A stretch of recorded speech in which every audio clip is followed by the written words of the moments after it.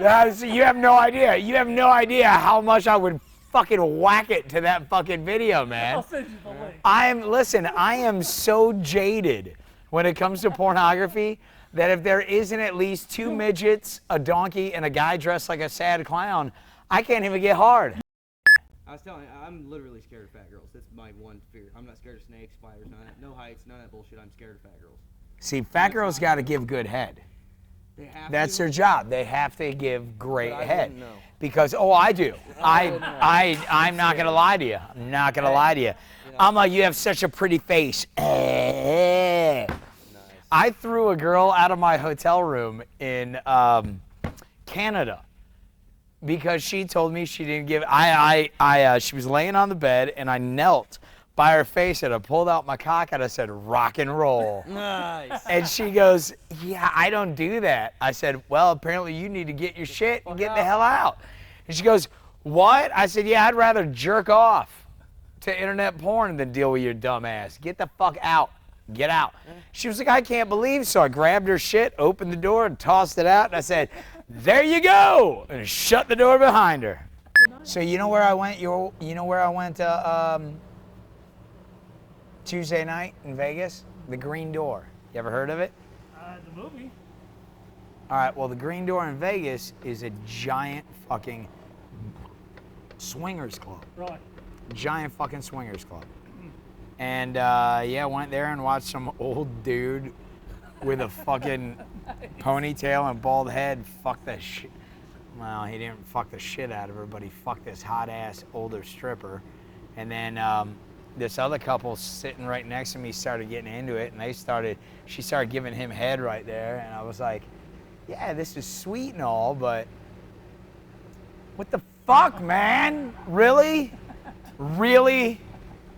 Because the stripper chick goes, you can look, but don't touch. Well, what the fuck am I doing here? And my buddy paid $80 because we're 2 single dudes to walk in there. You and don't bring your own. Yeah.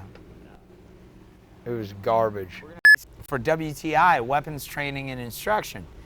And it's basically the Marine Corps version of Top Gun, except that it's an entire fucking war.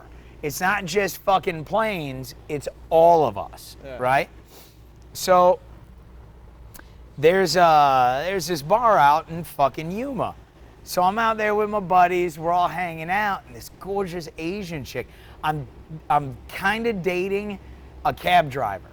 And she's actually hot as fuck for a cab driver. She's a young redhead, big fucking tits, just awesome.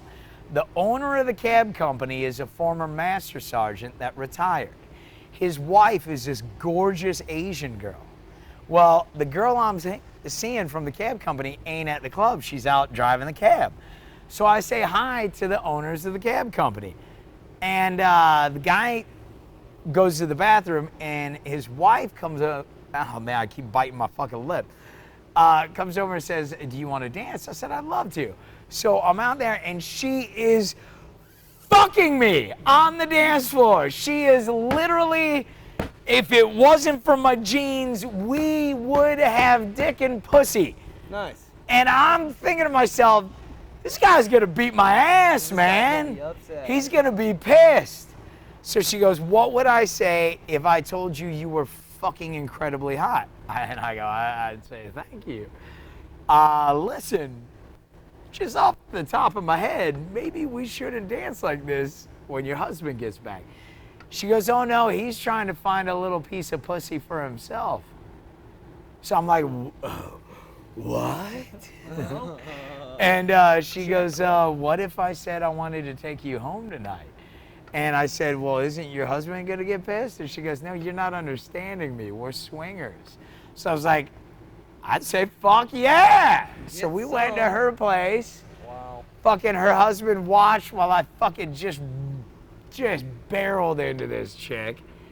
And then she drove me home, back to the barracks. And I was like, this is awesome. That's a great story. Dude, that was the best WTI ever.